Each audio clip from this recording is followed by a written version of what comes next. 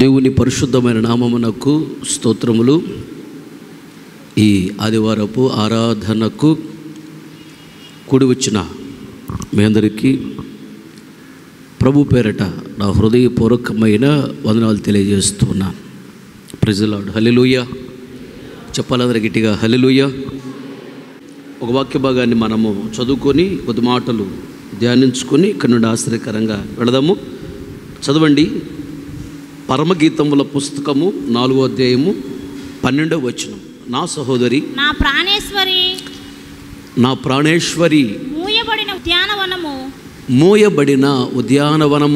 మూత వేయబడిన జలకూపము. నా వైపు చూస్తూ జాగ్రత్తగా నా మాటలు గమనించాలి. సొలొమోను తన భార్య అయిన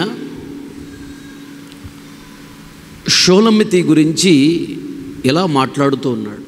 సహోదరి, నా ప్రాణేశ్వరి. ప్రాణేశ్వరి అంటే నా ప్రాణమునకు ఐశ్వర్యము నీవే, లేదా ప్రాణేశ్వరి అంటే వధువు, పెళ్లి కుమార్తె అని అర్థం. ఇక్కడ సొలొమోను యేసయ్యకి సాదృశ్యంగా ఉన్నాడు. షూలమ్మితి సంఘమైన మనకి సాదృశ్యముగా ఉన్నది.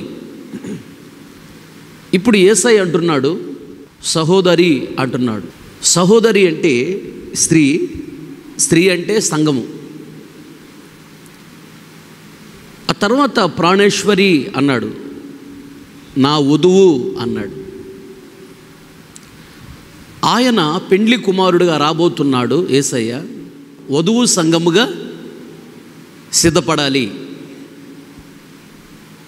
అందుకని నా ప్రాణేశ్వరి, నా వధువు, నా పెండ్లి కుమార్తె అని సంబోధిస్తూ ఉన్నాడు. అయితే నా సహోదరి అన్నాడేంటి? భార్యని సహోదరి అనొచ్చా? పురుషుడిగా నువ్వు అనకూడదు, కానీ నీ భార్యని సహోదరి అని.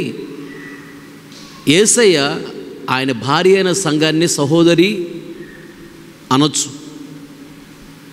ఎందుకు అంటే జాగ్రత్తగా వినండి. మొట్టమొదట సృష్టిలో తండ్రి ఉన్నాడు. తండ్రి యేసు ప్రభువుని సృష్టించాడు, పరిశుద్ధాత్మ దేవుణ్ణి సృష్టించాడు. వాళ్ళు ముగ్గురు కలిసి ఆదామును సృష్టించారు. ముగ్గురు కలిసి సృష్టి యావత్తును, ఆకాశంలో ఎగిరేటువంటి పక్షులు కానీ, సముద్రములోని జలచరములు కానీ, భూమి మీద నివసించే జంతువులు కానీ, ఈ సృష్టి మొత్తాన్ని తండ్రి, యేసయ్య, పరిశుద్ధాత్మ దేవుడు ముగ్గురు కలిసి సృష్టించారు. తండ్రి మొదట యేసయ్యని సృష్టించాడు, ఆ తర్వాత మనల్ని సృష్టించాడు తండ్రి. జాగ్రత్తగానండి. యేసయ్య మనకంటే ముందే పుట్టాడు. ముందు పుట్టిన ఆయన్ని వెనక పుట్టినలు ఏమంటారు? అన్న అంటారు. అదే వెనక పుట్టినటువంటి చెల్లెల్ని అన్న ఏమంటాడు? నా సహోదరి అంటాడు. మనకంటే ముందు యేసయ్య పుట్టాడు. మనకంటే ముందే తండ్రి యేసయ్యని సృష్టించాడు. యేసయ్య తర్వాత మనం సృష్టించబడ్డాము. మనకంటే ముందు యేసయ్యకు తండ్రి పరలోకపు తండ్రి యెహోవా దేవుడు. అందుకని యేసయ్య నా తండ్రి అంటాడు. మనము కూడా పరలోకపు తండ్రి ఏమంటున్నాము? నా తండ్రి అంటున్నాము. మనకంటే ముందు యేసయ్య పుట్టాడు, ఆ తర్వాత మనం పుట్టాము. అందుకని యేసయ్య ఆయన తర్వాత పుట్టాం కాబట్టి నా సహోదరి అన్నాడు. ఒక విధంగా చెప్పాలంటే యేసయ్య మనకి అన్న, మనకంటే ముందు పుట్టాడు కదా. అందుకని ఒక ఆయన పాట రాసి పాడుతున్నాడు. ఏవని? యేసన్న స్వరమన్నా, యేసన్న స్వరమన్నా. యేసన్న అని ఎందుకన్నాడంటే మనకంటే ముందు యేసయ్య పుట్టాడు, యేసయ్య తర్వాత మనం పుట్టాం. భూలోకంలో పుట్టడం కాదు, తండ్రి అనే దేవుడు యేసయ్యని సృష్టించాడు, తర్వాత మనల్ని సృష్టించాడు. అందుకని మనకంటే ముందే పుట్టాడు కాబట్టి యేసయ్య, మనకంటే ముందే సృష్టించబడ్డాడు కాబట్టి యేసయ్య, ఆయన మన అన్న. దానికి ఆధారం నేను చూపిస్తాను. సామెతల గ్రంథం 8వ అధ్యాయం 22వ వచనం చూడు. జ్ఞానము ఘోషించుచున్నది అంటే జ్ఞానం అంటే యేసయ్య. యేసయ్య మాట్లాడుతున్న మాటలు ఇవి అని అర్థం. ఇప్పుడు 22వ వచనం. పూర్వకాలమందు, ఇప్పుడు యేసయ్య చెప్తున్నాడు. ఏం చెప్తున్నాడు? పూర్వకాలమున తన సృష్టి, తండ్రి సృష్టించాడు కదా సృష్టిని. ఆ సృష్టి ఆరంభమున తన కార్యములలో ప్రథమమైన దానిగా అదుగో యెహోవా నన్ను కలుగు చేసెను. చాలు. అది తండ్రి అనే దేవుడు సృష్టి మొత్తాన్ని సృష్టించాడు. సృష్టి అంతా సృష్టించక మునుపు ఆరంభములో మొట్టమొదట యేసయ్యని సృష్టించాడు తండ్రి. ఆ తర్వాత మనల్ని సృష్టించాడు. క్రింద చదువుకుంటూ వస్తే తర్వాత చదువుకోండి, అక్కడ మాటలు ఉంటాయి. ఆయన ఈ సృష్టిని సృష్టిస్తూ ఉన్నప్పుడు అక్కడ నేను ప్రధాన శిల్పినై ఆనందించుచున్నాను అంటాడు. ప్రధాన శిల్పి అంటే శిల్పమును చెక్కే వారిని శిల్పి అంటారు. అంటే యేసయ్య కూడా ఈ సృష్టిని అందముగా చెక్కాడు తండ్రితో కలిసి. అది దాని అర్థం. మనకంటే ముందు పుట్టినవాడు యేసయ్య, ఆయన మన అన్న. అందుకని సంఘమైన మనము ఆయన తర్వాత పుట్టాం కాబట్టి ఒక స్త్రీలాగా భావించి సంఘాన్ని నా సహోదరి అన్నాడు. అది దాని అర్థం. బైబిలు నువ్వు ప్రపంచంలో ఉన్న చదువులను చదివినా అర్థం కాదు. దేవుని ఆత్మచేత నడిపించబడే వ్యక్తికి బైబిల్ అర్థమవుతుంది, లేకపోతే అర్థం కాదు. ఇది జీవగ్రంథం, పరిశుద్ధాత్మ దేవుడు వ్రాయించిన మాటలు. బైబిల్ అందరికీ అర్థం కాదు. కనుక నా సహోదరి అన్నాడు యేసయ్య. అలాగే నా ప్రాణేశ్వరి అంటున్నాడు. నా ప్రాణమునకు నీవే ఐశ్వర్యము, నా వధువు సంఘము నీవే, నా భార్యవు నీవే అంటున్నాడు. మనల్ని సృష్టించిన సృష్టికర్త మనకి భర్త అయి ఉన్నాడని రాయబడి ఉంది యెషయా గ్రంథం. ఇది ఆత్మీయ అర్థం, శరీర సంబంధం అర్థం కాదు. భర్త అంటే భరించువాడు, పోషించువాడు, ఆదరించువాడు, బలపరచువాడు, కాపాడువాడు. ఇవన్నీ చేసేది యేసయ్యే కదా మనల్ని. అందుకని ఆయన భర్తగా పెళ్లి కుమారుడిగా రాబోతున్నాడు. వధువు సంగముగా సిద్ధపడాలి. మనకంటే ముందు ఆయన పుట్టాడు కాబట్టి నా సహోదరి, లేదా నా తమ్ముడు, లేదా నా చెల్లి అంటున్నాడు. ఆయన పెళ్లి కుమారుడిగా రాబోతున్నాడు. పెళ్లి కుమార్తెగా మనము సిద్ధపడాలి కాబట్టి నా వధువు, నా ప్రాణేశ్వరి అంటున్నాడు. అన్నటువంటి ఆయన ఏం చెప్తున్నాడు? వధువు సంఘమైన మనం ఎలా ఉండాలని ఆయన కోరుకుంటున్నాడు? మోయబడిన ఉద్యానవనము అన్నాడు మనల్ని. పెళ్లి కుమారుడిగా ఆయన వస్తున్నాడు. పెళ్లి కుమార్తె సంఘముగా మనం ఎలా ఉండాలంటే మోయబడిన ఉద్యానవనములాగా ఉండాలంట. ఫారెస్ట్ కాదు, ఇది పార్కు. ఉద్యానవనం అంటే పార్కు. సంఘాన్ని అడవి అనలేదు దేవుడు. ఎందుకు అనలేదంటే అడవిలో అన్ని రకాల చెట్లు ఉంటాయి, ఒక క్రమం అంటే వాటికి ఉండదు. అక్రమంగా ఎట్లా పడితే అటు ఇష్టం వచ్చినట్టు పెరుగుతాయి. అడవి చుట్టూ కంచి ఉండదు. కానీ పార్కు అలా కాదు. పార్కులో ప్రతి మొక్కని కూడా అందంగా కత్తిరిస్తారు. పార్కులో మొక్కల్ని చిన్నప్పటి నుంచే మొక్కలని అందముగా కత్తిరించి జాగ్రత్తగా పెంచుతారు.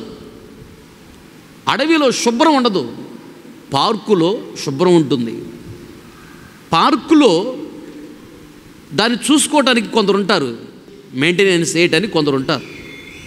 చక్కగా ప్రతిరోజు ఉదయం సాయంత్రం నీళ్ళు పెట్టుకోవటం, ఎక్స్ట్రా ఏదైనా ఎదిగితే ఆ మొక్కలు అందంగా కత్తిరించడము, లోపల ఏదైనా చెత్తా చెదర ఉంటే జాగ్రత్త కాగితాలన్నీ ఏరి బయటపడేయటము, ఇదంతా కూడా అడవిలో జరగదు, పార్కుకు జరుగుతుంది. అడవి చుట్టూ కంచె ఉండదు, పార్కు చుట్టూ కంచె ఉంటుంది, ప్రహరీ గోడ ఉంటుంది పార్కు చుట్టూ. అందుకని సంఘాన్ని దేవుడు ఇక్కడ ఎలా పోల్చాడంటే అడవితో పోల్చలా. అడవికి ఒక క్రమం అంటూ ఉండదు, దాని చుట్టూ కంచె ఉండదు, శుభ్రం ఉండదు అడవిలో. అందుకని సంఘాన్ని ఉద్యానవనము పార్కుతో పోల్చాడు.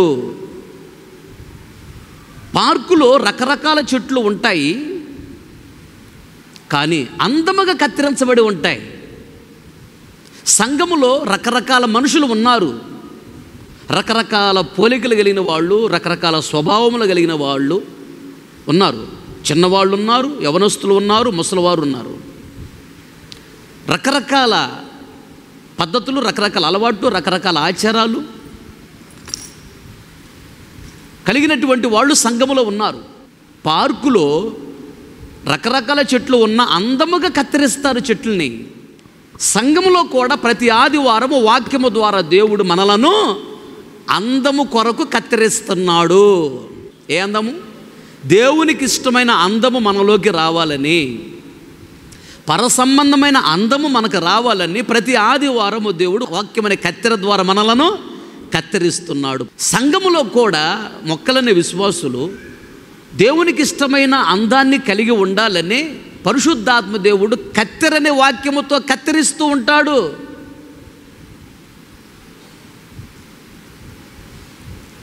అలాగే పార్కులో ఉదయం కానీ సాయంత్రం కానీ ప్రతిరోజు నీళ్లు పెడతారు. అవి పోషించబడటానికి, ఎదగటానికి. అలాగే ఆత్మీయ జీవితంలో ఎదగటానికి కూడా ఓదార్చే మాటలు, ఆదరించే మాటలు, బలపరిచే మాటలు, తృప్తిపరిచే మాటలు, సేద తీర్చే మాటలు, ఆత్మీయ జీవితంలో దినదినము నేను అభివృద్ధి చేసే మాటలు మాట్లాడిస్తూ ఉంటాడు. జాగ్రత్తగా వినాలి. పార్కులో ఏదైనా పిల్లలు ఆడుకోవటానికి వచ్చేది కాగితాలు అవి పడేసినా ప్రతిరోజు ఉదయాన్నే మరలా ఆ కాగితాలన్నీ శుభ్రంగా ఏరి ఒక బుట్టలో వేసి తీసుకెళ్ళి బయటపడేస్తారు. పార్కును శుభ్రంగా ఉంచుతారు. పార్క్ అనేటువంటి ఉద్యానవనము అనేది సంఘములో కూడా అపవిత్రత ఏదైనా సంఘములోకి వస్తుందా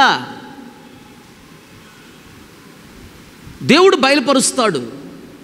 దాన్ని ఖండించు అంటాడు. వెంటనే ఖండిస్తాడు. నాకు నిన్న ఉదయం తెల్లవారుజామున కలలో ఒక పొలములో నేనున్నాను.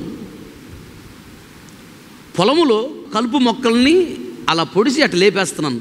అటువైపు నుంచి జయమ్మక్క ఆవిడ కొడవలు తీసుకొని ఒక పాయలో పట్టుకొని ఆవిడ వస్తుంది అటు నుంచి కలుపు తీసుకుంటా. ఎదురుగా నేను కలుపు తీసుకుంటూ వెళ్ళాను. కలుపు మొక్కలంటే సంఘములో అపవిత్రత. సంఘములో ఉన్న కలుపు మొక్కల్ని ఏరి బయటపడేయాలి. పొలములో కలుపు మొక్కలు ఉంటే పంట ఎదగదు, పంట ఫలించదు. కలుపు మొక్కలు పీకి బయట పడేస్తేనే పంట ఎదుగుతుంది, ఫలిస్తుంది. కలుపు మొక్కలంటే పాపం.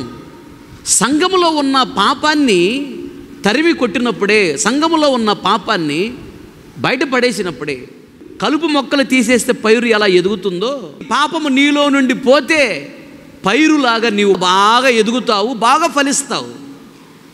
పంట బాగా ఎదిగి ఫలించాలంటే కలుపు మొక్కలు ఉండకూడదు.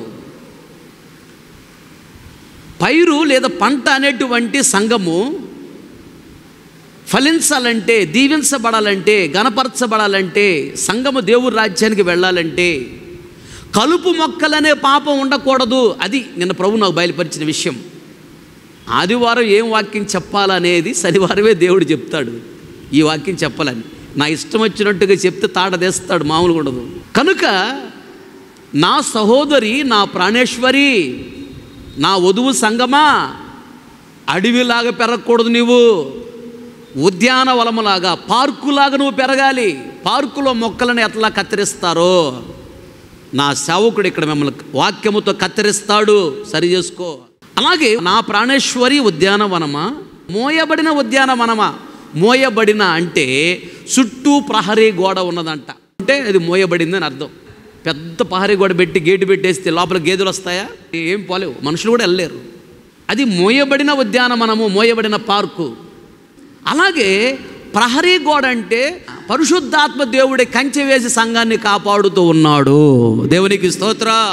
పరిశుద్ధాత్మ అగ్ని అనే కంచె ద్వారా దేవుడు సాతాను కనపడకుండా మూసేశాడు,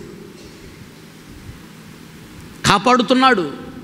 అందుకని యేసయ్య అంటాడు, యోహాను సువార్త 17:12 నేను వారి యొద్ద ఉండగా నీవు నాకు అనుగ్రహించిన వారిని నీ నామమందు కాపాడితిని నేను వారిని భద్రపరిచితిని కనుక లేఖనము నెరవేరునట్లు నాశన పుత్రుడు తప్ప వారిలో మరి ఎవడును వారిలో ఎవరును నశింపలేదు. నువ్వు నాకు అప్పగించిన వారిలో నాశన పుత్రుడు తప్ప ఎవరు నశించలేదు. ఎవరి నాశన పుత్రుడు?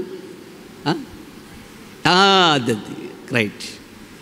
ఇస్కరియోతు యోధ అతడు ఒక్కడే తండ్రి అప్పగించిన వారిలో పాడైపోయినవాడు. అతను ఒక్కడే, ఇంకెవరు పాడైపోలే. నీవు నాకు అప్పగించిన వారిలో నాశన పుత్రుడు అంటే ఏదో ఇస్కరియోతు వాడు ఒక్కడే పాడైపోయాడు, కానీ అందరూ బాగున్నారయ్య నువ్వు నాకు అప్పగించిన వాళ్ళు అంటాడు. నేను అందరి కోసం ప్రార్థన చేసి అందరిని కాపాడనయ్యా అంటాడు యేసయ్య. 15వ వచనం, నీవు లోకములో నుండి వారిని తీసుకొని పొమ్మని, సంఘమును తీసుకొని పొమ్మని నేను అడగట్లేదు. ఇప్పుడు నేను ప్రార్థించట్లేదు కానీ దుష్టుడి నుండి వారిని అనగా సంఘమును కాపాడమని ప్రార్థించుచున్నాను. చాలు. యేసయ్య ఈ లోకములో ఉన్నప్పుడు ప్రార్థన చేసి సంఘాన్ని కాపాడాడు. ఆయన చనిపోయి తిరిగి లేచి వెళ్ళి తండ్రి సింహాసనం మీద కుడి ప్రక్కన కూర్చొని విజ్ఞాపన ప్రార్థన చేస్తూ మన కొరకు ఆయన మనల్ని కాపాడుతున్నాడు. ఈ లోకములో మనం నడిపించటానికి, కాపాడటానికి పరిశుద్ధాత్మ దేవుణ్ణి పంపాడు. పరిశుద్ధాత్మ దేవుడు పార్కు చుట్టూ పహరీ గోడ ఉన్నట్లుగా కాపాడటానికి, సంఘము చుట్టూ పరిశుద్ధాత్మ దేవుడే కంచెగా ప్రహరీ గోడగా ఉండి మనల్ని కాపాడుతున్నాడు. అందుకని 121వ కీర్తన 4వ చరణములో రాయబడిన మాట ఏంటంటే, ఇశ్రాయేలును కాపాడువాడు ఉనుకడు నిద్రపోడు. ఇశ్రాయేలు అంటే వాడు శరీర సంబంధం ఇశ్రాయేలు, మనము ఆత్మ సంబంధం ఇశ్రాయేలము. ఇశ్రాయేలు ద్వారానే మనకు రక్షణ వచ్చింది. వాళ్ళు ఒరిజినల్ ఒలివ మొక్క అయితే వాళ్ళకి అంటుకట్టబడిన అడవి ఒలివ మొక్క మనం. వాళ్ళు సొంత పుత్రులు, మనం దత్తపుత్రులం. పార్కు చుట్టూ ప్రహరీ గోడ ఉండి కాపాడినట్లుగా పార్క్ అనే సంఘము చుట్టూ పరిశుద్ధాత్మ అనే ప్రాకారము ఉంచి దేవుడు కాపాడుతున్నాడు, కాపాడతాడు. ఆమెన్. చెప్పాలి గట్టిగా హల్లెలూయా. అలా ఒక పార్కు ఏ విధముగా ఉంటుందో అలా మనం ఉండాలని దేవుడు కోరుకుంటున్నాడు. ఒకటి అందముగా కత్తిరించబడాలి, సరి చేసుకోవాలి. పార్కు శుభ్రంగా ఉండాలి, అలాగే మనము పరిశుద్ధముగా ఉండాలని దేవుడు కోరుకుంటున్నాడు. మూడోది, పార్కు చుట్టూ ప్రహరీ గోడ ఉన్నట్లుగా పరిశుద్ధాత్మ అగ్ని కంచెలో మనం ఉండాలి. పరిశుద్ధాత్మ అగ్ని కంచెలో మనం ఉండాలి అంటే సంఘాన్ని విడిచిపెట్టి నువ్వు వెళ్ళకూడదు. నువ్వు సంఘాన్ని విడిచిపెట్టి వెళ్ళావు అంటే, భూలోకములో చాలా సంఘాలు ఉన్నాయి, కానీ అన్ని సంఘాల్లో పరిశుద్ధాత్మ దేవుడు లేడు. అన్ని సంఘాల్లో పరిశుద్ధాత్మ దేవుడు ఉండడు. పరిశుద్ధాత్మ దేవుడు ఉన్న సంఘాలు ఉన్నాయి, పరిశుద్ధాత్మ దేవుడు లేని సంఘాలు ఉన్నాయి. పరిశుద్ధాత్మ దేవుడు ఉన్న సంఘాన్ని విడిచిపెట్టి పరిశుద్ధాత్మ దేవుడు లేని నామకార్థ సంఘంలోకి వెళ్ళావా, నీ చుట్టూ పరిశుద్ధాత్మ అనే ప్రహరీ గోడ లేదు అని అర్థం. గోడ లేని ఇటువంటి సంఘంలోకి వెళ్ళావు అయిపోతావు. ప్రహరీ గోడ ఉన్నటువంటి పార్క్ ఇది, ఉద్యానవనము. పరిశుద్ధాత్మ కంచె ఉన్నది, కాపాడుతున్నాడు దేవుడు. ఈ సంఘాన్ని నువ్వు విడిచిపెట్టకూడదు, మందిరాన్ని విడిచిపెట్టకూడదు, ఈ సేవను విడిచిపెట్టకూడదు. దేవుడు ఏర్పాటు చేసుకున్న సంఘం ఇది. ఈ సంఘం మీదకి వచ్చే అభిషేకము, సంఘం మీదకి వచ్చే వరాలు, సంఘం మీదకి వచ్చే తలాంతులు, సంఘం మీదకి వచ్చే కృప, సంఘం మీదకి వచ్చే దీవెన, సంఘం మీదకి వచ్చే ఘనత, సంఘాన్ని తీసుకెళ్ళటానికి యేసయ్య మధ్యాకాశానికి వచ్చినప్పుడు పరిశుద్ధాత్మ దేవుడు సంఘాన్ని తీసుకెళ్ళి యేసయ్యకి అప్పగిస్తాడు. కనుక చుట్టూ ప్రహరీ గోడ అనే పరిశుద్ధాత్మ కంచె ఉన్నటువంటి సంఘాన్ని విడిచిపెట్టి వెళ్ళకూడదు. ఆమేన్, హల్లెలూయా. కంచె వేసి తోటని కాపాడుతున్నాడు, ఎరువేస్తున్నాడు తోటకి. ఎరువు అనగా ఉపదేశం, నీరు అనగా వాక్యము. నీళ్లు పెడుతున్నాడు, వాక్యం చెప్తున్నాడు. ఎరువేస్తున్నాడు, బలపరచబడాలని ఉపదేశం చెప్తున్నాడు. కత్తిరిస్తున్నాడు, అందంగా ఉండాలని. చుట్టూ కంచె వేసి కాపాడుతున్నాడు తోటని. మరి చుట్టూ ఇన్ని పనులు చేస్తుంటే తోట ఫలించకపోతే బాధేదా? మాట్లాడేంటి? తోట ఫలించాలా లేదా? ఒక పంట వేసిన తర్వాత చుట్టూ కంచె వేసావు, కలుపు మొక్కలు తీసేసావు, రాళ్ళు ఏరేసావు, నీళ్లు కడుతున్నావు, ఎరువేస్తున్నావు. ఆ పంట పండకపోతే బాధ అనిపించదా నీకు? అలాగే పంట అయిన మనము, సంఘము ఫలించాలి. ఏ ఫలాలు రావాలి? చదవండి ఆ మాటలు. ఎఫెసీయులకు రాసిన పత్రిక 5వ అధ్యాయము 9-10 వచనాలు. వెలుగు ఫలము సమస్త విధములైన మంచితనము, సమస్త విధములైన మంచితనము. 8వ వచనం చూడు. పూర్వమందు చీకటి అయి ఉంటిరి, పూర్వమందు మీరు చీకటి అయి ఉంటిరి, ఇప్పుడైతే ప్రభువునందు వెలుగై ఉన్నారు. ప్రభువునందు మీరు వెలుగై ఉన్నారు. నేను లోకమునకు వెలుగునన్నాడు యేసయ్య. మనవలని వెలిగించాడు. వెలుగు అంటే పరిశుద్ధత, చీకటి అంటే పాపం. ఒకప్పుడు చీకటి అనే పాపంలో ఉన్నాము.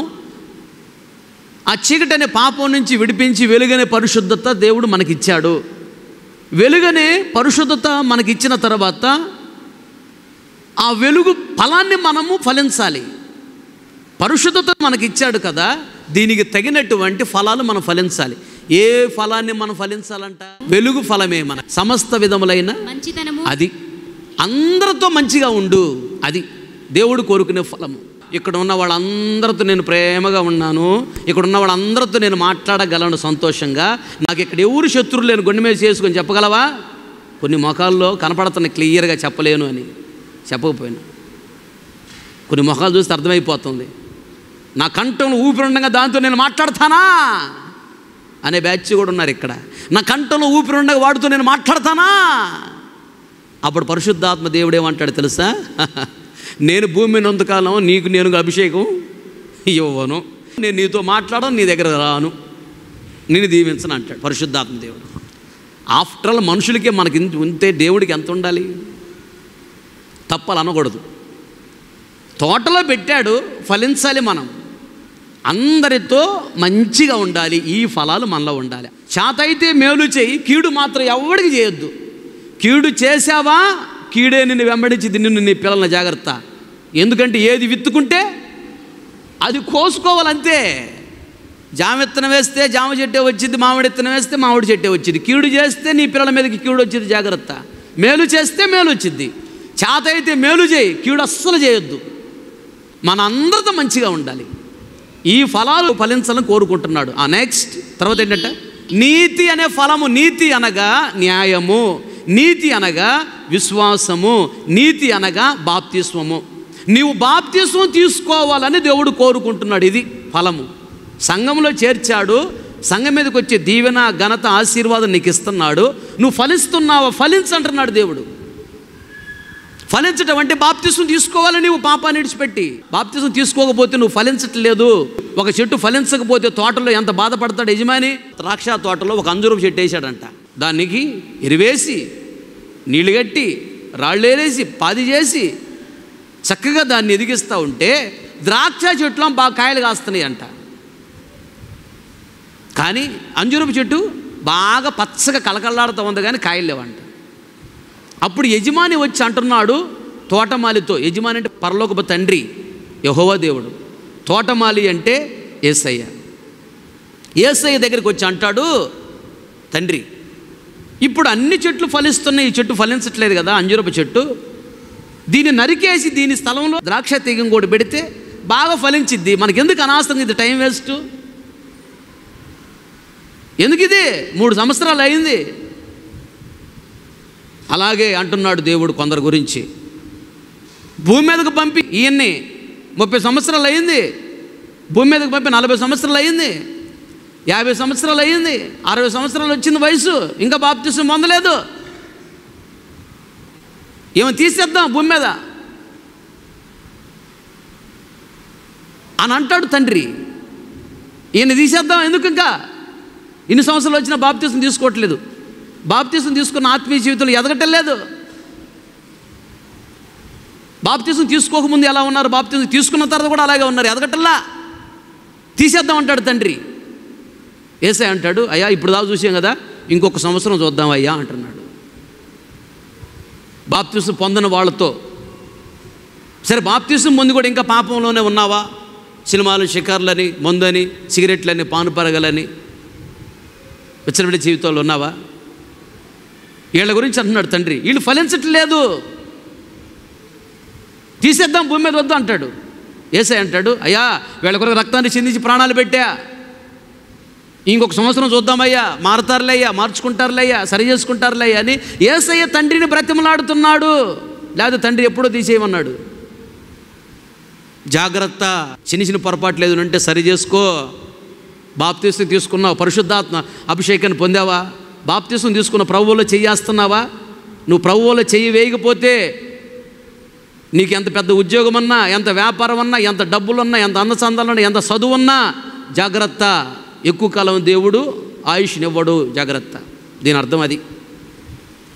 ఎన్ని ఉన్నా అవన్నీ వేస్ట్. 4 రోజులు బ్రతకడం కొరకే ఇవి. బాప్తీసం తీసుకోకపోతే పరలోక రాజ్యానికి వెళ్ళలేవు. బాప్తీసం తీసుకుని నువ్వు ప్రభువులో చెయ్యి వేయకపోతే పరలోకానికి వెళ్ళలేవు. రోజు దినదినం అభివృద్ధి చెందాలి ఆత్మీయ జీవితంలో. ఎన్ని ఉన్నా అవన్నీ వేస్ట్. 4 రోజుల జీవితం అంతే. ఇప్పుడు చచ్చిపోతే ఏవి మనం వెంటరావు. మనస్తులు కానీ, చదువు కానీ, ఉద్యోగం కానీ, వ్యాపారం కానీ, అందచందాలు, ఐశ్వర్యం ఏవి రావు. నువ్వు మనసు మార్చుకొని బాప్తీసం తీసుకొని వాక్యానుసారంగా బ్రతికితే కోట్ల సంవత్సరాలు దేవుని రాజ్యంలో సంతోషంగా ఉంటావు అక్కడ. లేకపోతే పరిస్థితులు ఘోరంగా ఉంటాయి, జాగ్రత్త. కలుపు మోకలు ఏరే అంటున్నాడు దేవుడు. పాపము తొలగిపోవాలి. తండ్రి అంటున్నాడు ఇంకెంతకాలం బాప్తీసం పొందకుండా వదిలే తీసే అంటాడు. యేసే బ్రతిమలాడుతున్నాడు. జాగ్రత్త, త్వరపడు, సిద్ధపడు, చేసిన పొరపాట్లు ఒప్పుకొని విడిచిపెట్టు. 4 రోజుల జీవితం దేవుడి కోసం బ్రతుకు. దేవుడు ఈ లోకాలు అన్నీ ఇస్తాడు. ఈ లోకాన్ని విడిచిపెట్టినా పరలోక రాజ్యం ఇస్తాడు. అది ముఖ్యం. దేవునికి స్తోత్రం. ఆ కింద గమనించినట్లయితే నా సహోదరి, నా ప్రాణేశ్వరి, మోయబడిన ఉద్యానవనము అన్నాడు. మోయబడిన ఉద్యానవనం అంటే ఎంత ఉంది దాని అర్థం. నెక్స్ట్ కింద మూత వేయబడిన జలకూపము అన్నాడు. మూత వేయబడిన జలకూపము. జలకూపం అంటే బావి. ఉద్యానవనములో ఒక బావి ఉన్నదంట. ఆ బావి పైన మూత ఉందంట. బావి పైన మూత లేకపోతే ఏం జరిగిద్దంటే ఏదన్నా సుడిగాలు వచ్చినప్పుడు దుమ్ము, ధూళి, చెత్త, చెదారమ, కాగితాలు మొత్తం వచ్చి బావిలో పడిపోతాయి. బావి పాడైపోద్ది, శుభ్రంగా ఉండదు. బావి మీద మూత ఉందనుకో, వాడుకోవాలనుకున్నప్పుడు మూత తీస్తారు, నీళ్ళు తీసుకుంటారు, మరలా మూతేస్తారు. శుభ్రంగా ఉంటుంది బావి, దుమ్ము ధూళి పడదు. మూత వేయబడిన జలకూపం అంటే అది. అలాగే సంఘము కూడా మూత వేయబడిన జలకూపములాగా ఉండాలని దేవుడు కోరుకుంటున్నాడు. మూత వేయబడినటువంటి బావి నీళ్లు లోపల శుభ్రంగా ఉంటాయి. అందుకని అపోస్తలుడైన పౌలు గారు కొరింథీయులకు రాసిన 2వ పత్రిక 11వ అధ్యాయం 2వ వచనంలో చూడేమంటున్నాడు. దేవాసక్తితో మీ ఎడల ఆసక్తిని కలిగి ఉన్నాను. ఎందుకనగా పవిత్రురాలైన కన్యకనుగా ఒక్కడే పురుషుడికి అంటే యేసయ్యకు అనగా క్రీస్తుకు సమర్పింపవలెనని మిమ్మును ప్రదానము చేసితిని. కానీ మిమ్ములను ప్రదానము చేసితిని. చాలు. జలకోపము బావికి పైన మూత ఎందుకంటే చెత్తా చెదరం పడకూడదు, బావి శుభ్రంగా ఉండాలని. మూత వేయబడిన బావి అంటే సంఘము. మూతుంటేనే బావి శుభ్రంగా ఉంటుంది. అలాగే సంఘమైన మనము పవిత్రంగా ఉండాలని దేవుడు కోరుకుంటున్నాడు. పరిశుద్ధంగా ఉండాలని దేవుడు కోరుకుంటున్నాడు. అన్ని విషయాల్లో కూడా, చూపుల్లో కానీ, మాటల్లో కానీ, ఆలోచనలో కానీ, ప్రవర్తనలో కానీ, క్రియల్లో కానీ, ప్రతి విషయంలో యేసయ్య నీలాంటి పరిశుద్ధత నాకు ఇవ్వు అని ప్రతిరోజు దేవుణ్ణి బ్రతిమలాడుకోవాలి. నీలాంటి పరిశుద్ధత నాకు ఇవ్వు ప్రతిరోజు అడగాలి దేవుణ్ణి. ఈ లోక సంబంధం అలవాట్లు, ఆచారాలు, పద్ధతులు రాకుండా చూసుకోవాలి. అయితే బావిలో జలకూపము అన్నాడు. జలము అంటే నీళ్లు. మూత వేయబడిన జలకూపము. శుభ్రంగా ఉండాలి సంఘము అనే బావి. ఇంకోటి, బావిలో నీళ్లుండాలి. నీరు అంటే అభిషేకమునకు సాదృశ్యం అన్నది. సంఘములో అభిషేకం ఉండాలి. సంఘములో ప్రతి వ్యక్తి అభిషేకాన్ని పొందాలి. నీ టార్గెట్ అది. ఐఏఎస్ కాదు, ఐపీఎస్ కాదు. ఎందుకు తెలుసా? చనిపోతే నీ ఐఏఎస్ ఐపీఎస్ నీ పరలోకానికి తీసుకెళ్ళదు. నీకు బాధ కలిగిన చెప్పాలి, తప్పదు. మనకు ఉండవలసిన టార్గెట్, గమ్యం, నేను పరిశుద్ధాత్మ అభిషేకాన్ని పొందాలి. ఆ తర్వాత ఇంకేదైనా కానీ. అసలు నువ్వు పరిశుద్ధాత్మ అభిషేకాన్ని పొందుకో, రోజున ఆత్మలు ఆనందిస్తూ ఉంటే ఐఏఎస్ ఐపీఎస్ ఏంది, అంత మించి దేవుడు నిన్ను ఉన్నతమైన స్థితిలో పెడతాడు. ఆమేన్, హల్లెలూయా.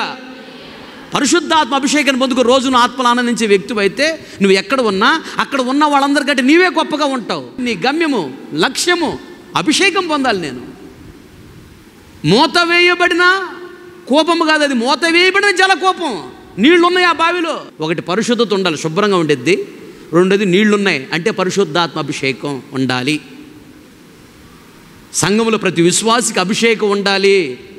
దాని కొరకు కన్నీళ్లు కార్చు, ఉపవాసం ఉండు, గంటల గంట మోకాళ్ళ మీద ఉండు, ఏడు విలువైన కన్నీళ్ళు పనికి మళ్ళీ వాటి కోసం కారుస్తున్నావు. అభిషేకం కొరకు ఎప్పుడైనా కన్నీళ్ళు గార్చావా? నువ్వు అభిషేకం కొరకు కన్నీళ్ళు గారిస్తే దేవుడు బలమైన అభిషేకం నీకు ఇస్తాడు. వాళ్ళు బలకలేదు, వీళ్ళు బలకలేదని, వాడు చికెన్ పెట్టలేదని ఏడుతున్నావు, కానీ పరిశుద్ధాత్మ అభిషేకం ఇప్పుడు ఏడ్చావా? నువ్వు ఏడిస్తే గ్యారంటీ దేవుడు ఇస్తాడు. యాకోబు 11వ కుమారుడు యోసేపు నాకు యాకోబు ఇచ్చినటువంటి భూమి, ఆ భూమికి దగ్గరలో సమరయ అనే ప్రాంతం ఉంది. ఆ సమరయ ప్రాంతంలో సుకార్ అనే ఒక గ్రామం ఉంది. ఆ గ్రామంలో ఒక బావి ఉంది, దాన్ని యాకోబు బావి అంటారు. యేసు ప్రభు అటు నడిచి వెళుతున్నప్పుడు ఆ బావి దగ్గరికి వచ్చాడు. మధ్యాహ్నం 12 గంటల సమయంలో దాహం వేస్తుంది, చదువుకుందామంటే ఏమీ లేవు అక్కడ. 12 గంటల సమయంలో సమరయ స్త్రీ, పాపాత్పురాలనే స్త్రీ, ఆవిడ బిందె తీసుకుని వచ్చింది నీళ్ళు కోసమని. అప్పుడు ఆమెను మంచిలు కావాలని అడిగాడు. ఆవిడ అంటుంది, అయ్యా మీరు యూదులు, మేము సమరయులం, మీరు మాతో స్నేహం చేయరు, మేము ఇచ్చిన నీళ్ళు మీరు త్రాగారు కదా. అలా సంభాషణ జరుగుతూ ఉంది. నిన్ను దాహమునకు దేవుని వరము అడిగిన వాడు ఎవరో తెలిస్తే ఆయన నువ్వు అడుగుతావు, ఆ వరం ఏందో నాకు ఇవ్వమని అన్నాడు. నీళ్ళు గురించి మాట్లాడాడు, వరం గురించి అంటున్నాడు ఇక్కడ. ఏంటి వరం అంటే పరిశుద్ధాత్మ అభిషేకం అనే వరము, నీళ్ళు. నువ్వు నన్ను అడుగుతావు, అయ్యా బావి చాలా లోతుంది, నీ దగ్గర ఏమీ లేదు, ఎట్టేస్తావు నీళ్ళు అంటే, నీవిచ్చేటువంటి నీళ్లు త్రాగువాడు మరలా దప్పికొంటారుగా, నేను ఇచ్చి నీళ్లు త్రాగువాడు అన్నాడు. దప్పిక కొనడు. చదువు మాట, యోహాను సువార్త 4:14. ఈ నీళ్లు త్రాగు ప్రతివాడును మరలా దప్పికొనును, అదుగో మరలా దప్పికొనును, నేనిచ్చు నీళ్లు త్రాగువాడు ఎప్పుడు దప్పికొనడు. చాలు, నేనిచ్చు నీళ్లు త్రాగువాడు ఎప్పటికీ దప్పికొనడు అనగా ఏంటంట? ఏవి నీళ్ళు అంటే అవి కింద చదువు తర్వాత. నేను వానికి ఇచ్చు నీళ్లు నిత్య జీవమునకై నిత్య జీవము కొరకే వానిలో ఊరిడి నీటి బుగ్గగా ఉండును. చాలు, నీటి బుగ్గ.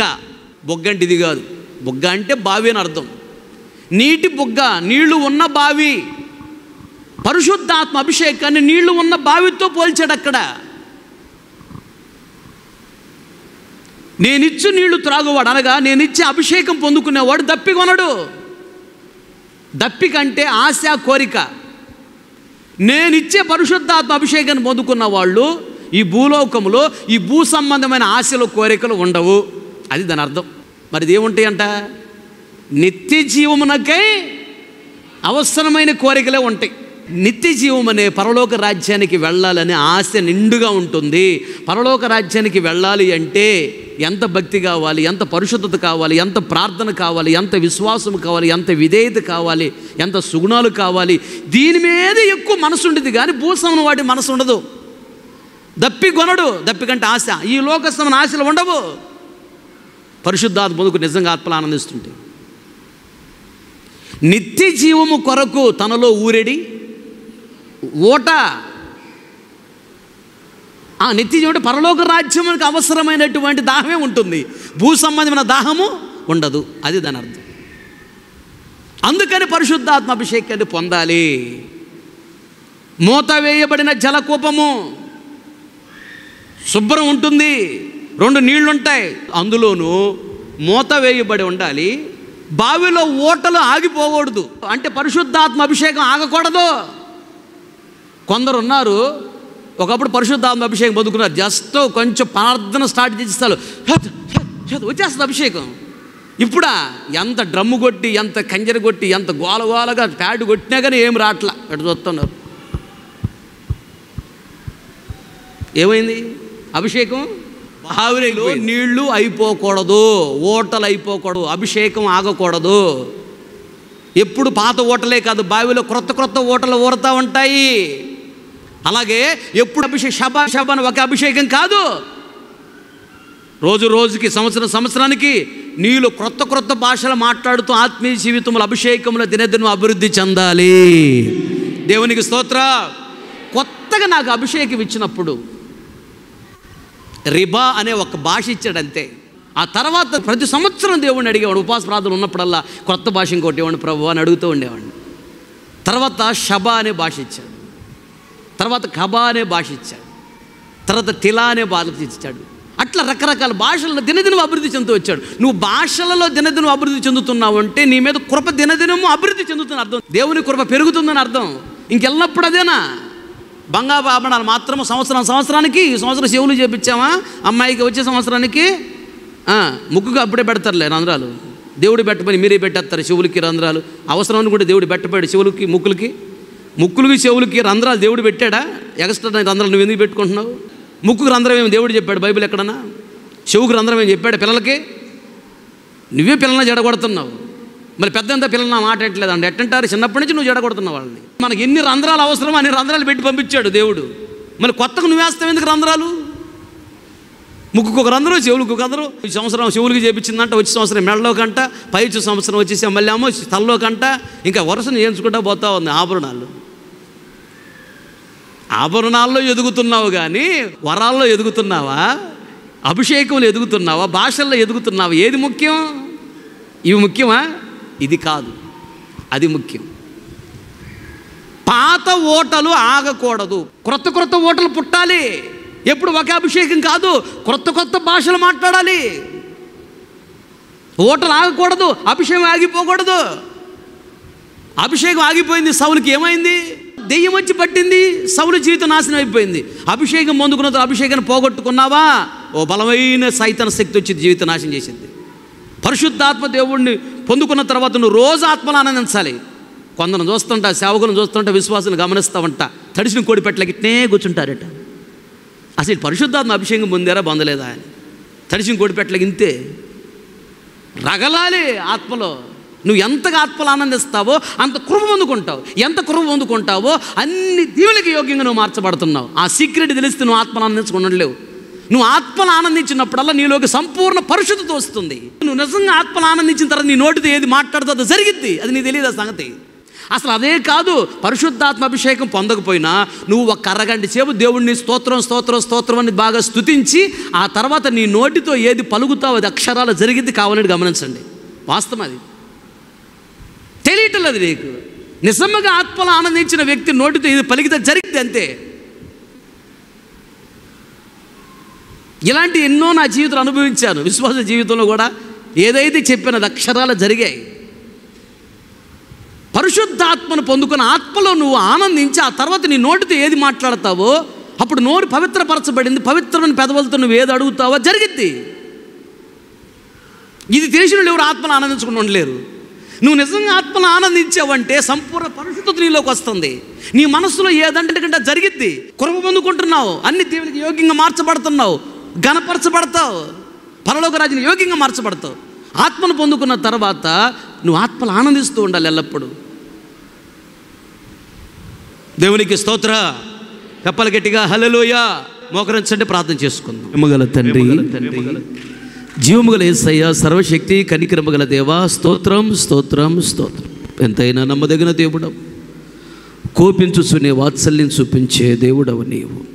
ఈ మధ్యాహ్న కాల సమయంలో ఆత్మస్వరూపిగా మా మధ్యకు దిగివచ్చి ఇది ఆసుడుగా నన్ను మరుగుపరచి సంఘముతో బహు తేటగా సూటిగా ఆదరిస్తూ, ఓదారుస్తూ, బలపరుస్తూ, తృప్తిపరుస్తూ, సేద తీరుస్తూ, హెచ్చరిస్తూ, సరిచేస్తూ మీరు మాట్లాడిన ప్రతి మాటను బట్టి స్తోత్రం స్తోత్రం స్తోత్రం. దేవా, నా సహోదరి, నా ప్రాణేశ్వరి, మోయబడిన ఉద్యానవనమా, మూత వేయబడిన జలకూపమా అని మీరు సంబోధిస్తూ ఉన్నారు. దేవా, మోయబడిన ఉద్యానవనములాగా మేము ఉండాలని మీరు కోరుకుంటున్నారు. సంఘమైన మేము మోయబడిన ఉద్యానవనములాగా ఉండాలని కోరుకుంటున్నాం. ఉద్యానవనం అనే పార్కు క్రమముగా మొక్కలు వేయబడతాయి.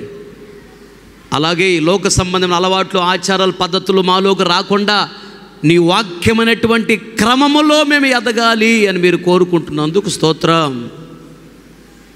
రెండోదిగా, మొక్కలు అందముగా ఉండాలని కత్తిరిస్తారు పార్కులో. అలాగే ప్రభువా, నీకు కలిగినటువంటి ఆత్మ సంబంధమైన అందము కొరకు వాక్యమనే కత్తెర ద్వారా మీరు మమ్మల్ని కత్తిరిస్తున్నందుకు స్తోత్రం. మూడోదిగా, పార్కులో కలుపు మొక్కలను పీకివేస్తారు. అలాగే సంఘములో ఉన్న పాపాన్ని, మాలో ఉన్న పాపాన్ని విడిచిపెట్టాలని మీరు మాకు నేర్పించినందుకు స్తోత్రం స్తోత్రం. 4వదిగా పార్కులో ఏదన్నా చెత్తా చెదారం కాగితాలు ఉంటే వాటిని ఏరి బయటపడేస్తారు. అలాగే ప్రభువా, మీకు ఇష్టమైనటువంటి అలవాట్లు, ఆచారాల పద్ధతులు మాలో ఏమున్నాయో వాటన్నిటి మేము విడిచిపెట్టాలని మీరు మాకు నేర్పించినందుకు స్తోత్రం. అలాగే రోజు నీరు పెడతారు, అలాగే ప్రతిరోజు వాక్యమనే నీళ్లు త్రాగాలని, వాక్యాన్ని చదవాలని మీరు మాకు నేర్పించినది స్తోత్రం. వాక్యాన్ని వినాలి, వాక్యాన్ని చదవాలి, ప్రతిరోజు నేర్పించినది స్తోత్రం. పార్కుకి ఎరువేస్తారు, అలాగే వాక్య ఉపదేశము చెప్పినప్పుడు, కఠినమైన బోధ చెప్పినప్పుడు బాధ కలుగుతుంది, అయినా సరి చేసుకోవాలి, అదే ఎరువు. అలాగే ఎరువు అనగా వాక్య ఉపదేశమని, కఠినమైన బోధ అని, ఈ కఠినమైన బోధకు లోబడాలి, ఇది ఎరువని. బలపరచబడటానికి, స్థిరపరచబడటానికి, నిలబడటానికి మీ రాజ్యంలో ప్రవేశించడం. చుట్టూ ప్రహరీ గోడ అనేటువంటి కంచె ఉంటుంది పార్కుకి. అలాగే పరిశుద్ధాత్మ దేవా, పరిశుద్ధాత్మని కంచె వేసి తండ్రి మీరు మమ్మల్ని కాపాడుతున్నారయ్యా, స్తోత్రం. అయితే తోట ఫలించాలి అని మీరు కోరుకుంటున్నారు. వెలిగించారు మీరు మమ్మల్ని, వెలుగు ఫలము, అందరితో మంచిగా మేము ఉండాలని కోరుకుంటున్నారు. నీతి అనే న్యాయముగా మేము నడవాలని, నీతి అనే విశ్వాసము కలిగి ఉండాలని, నీతనే బాప్తిస్మం తీసుకుని కొరకు బ్రతకాలని నేర్పించినందుకు స్తోత్రం. అలాగే సత్యము కలిగి నడవాలని, నీకు ఏది ప్రీతికరమైనదో గుర్తుపట్టి, నీకు ఇష్టమైనది ఏదో గుర్తుపట్టి, నీకు ఇష్టమైనదే చేయాలి, మాకు ఇష్టమైనది కాదు, మనుషులకి ఇష్టమైనది కాదు, నీకు ఇష్టమైనదే చేయాలని, ఈ ఫలాలను మేము ఫలించాలని మీరు కోరుకుంటున్నందుకు స్తోత్రం. మూత వేయబడిన జలకూపములాగా మేము ఉండాలని కోరుకున్నారు. మూత వేయబడినటువంటి బావి శుభ్రంగా ఉంటుంది. అలాగే దేవా, మేము పవిత్రంగా ఉండాలని మీరు మాకు నేర్పించినందుకు స్తోత్రమయ్యా. నీలాంటి పరిశుద్ధత కొరకు ప్రార్థన చేసుకోవాలి. యేసయ్యా, నీలాంటి పరిశుద్ధమైన జీవితం మాకు ఇవ్వని అడిగి మేము నీలాంటి పరిశుద్ధతలోకి ఎదగాలని నేర్పించిన స్తోత్రం. బావిలో నీరు తప్పనిసరిగా ఉంటుంది. అలాగే నీరు అనే పరిశుద్ధాత్మ అభిషేకం మాలో ఉండాలని నేర్పించినందుకు స్తోత్రం. కన్నీరి ప్రార్థన చేసి అభిషేకం పొందుకొని నేర్పించినందుకు స్తోత్రం. క్రొత్త ఓటలు ఓరతాయి, ఓటలు ఆగిపోకూడదు బావిలో. అలాగే పరిశుద్ధాత్మ అభిషేకం ఆగిపోకూడదు, క్రొత్త ఓటలు పుట్టాలి. అలాగే ఆత్మీయ జీవితంలో, అభిషేకంలో దినదినం అభివృద్ధి చెందాలి. క్రొత్త భాషలు మాట్లాడని నేర్పించినందుకు స్తోత్రమయ్యా. సమర స్త్రీ జలమని పరిశుద్ధాత్మ అభిషేకం కావాలని అడుగుతున్నప్పుడు, యేసయ్యా నీకు 5 భర్తలు ఉన్నారు, వారిని విడిచిపెట్టాలి అని మీరు హెచ్చరించారు. అలాగే ప్రభు, పరిశుద్ధాత్మ అభిషేకాన్ని పొందాలి అంటే 5 భర్తను విడిచిపెట్టాలి. భర్త అనగా ఏలుబడి చేసేవాడు. ఒకటి చెడు చూపు అనే భర్తను విడిచిపెట్టాలి, చెడు మాట అనే భర్తను విడిచిపెట్టాలి, చెడు వినటం అనే భర్తను విడిచిపెట్టాలి, చెడు తినటం అనే భర్తను విడిచిపెట్టాలి, చెడును అనుభవించడం అనే భర్తను విడిచిపెట్టాలి. ఈ 5 రకాల భర్తలను విడిచిపెట్టాలి. ఇవే జ్ఞానేంద్రియములు, పంచేంద్రియములు. వాటిని కాపాడుకోవాలని మీరు మాకు నేర్పించినందుకు స్తోత్రమయ్యా.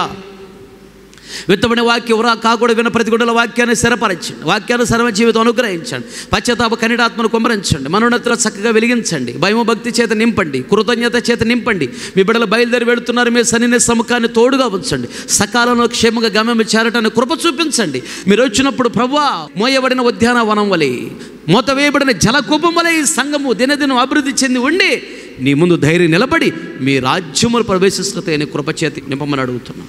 కుటుంబాలను బహుగా దీవించండి, ప్రతి అవసరం తెచ్చండి. దీవించి నీ నామాన్ని మాత్రమే తెచ్చుకో. యేసు నామములు అడిగి పొంది ఉన్నాము తండ్రి, ఆమేన్. మన తండ్రి అయిన దేవుని ప్రేమ, కుమారుడైన యేసుక్రీస్తు వారి కృప, పరిశుద్ధాత్ముని అన్యోన్య సహవాసము, సన్నిధి సముఖం చేరున మనకును ప్రపంచంలోని సకల కోటి పరిశుద్ధులందరకును, మరి ముఖ్యముగా వాక్యాన్ని మీరు తీర్మానం చేసుకున్న ప్రతి ఒక్కరిని దృష్టి ఉంచి ఆశీర్వదించి అంతవరకు దేవుడు నడిపించునుగాక. ఆమేన్. హల్లెలూయా, హల్లెలూయా. ఇంతటితో ఈ ఆదివారం ఆరాధన ముగించబడింది. ఓపికతో వాక్యం మీ అందరికీ ప్రభు పేరట నా హృదయపూర్వక వందనాలు తెలియజేస్తున్నా.